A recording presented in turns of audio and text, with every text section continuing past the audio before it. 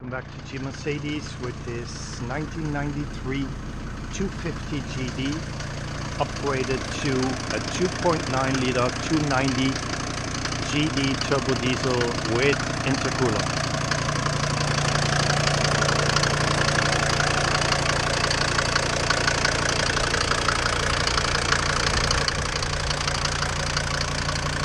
So upgraded to the 290 turbo diesel, intercooler and 5-speed overdrive transmission. So a huge improvement to the 250 non-turbo 4-speed. If you have any questions, please do let me know.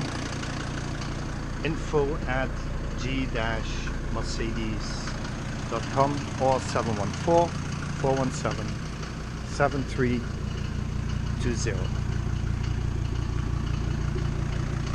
Thank you very much for watching.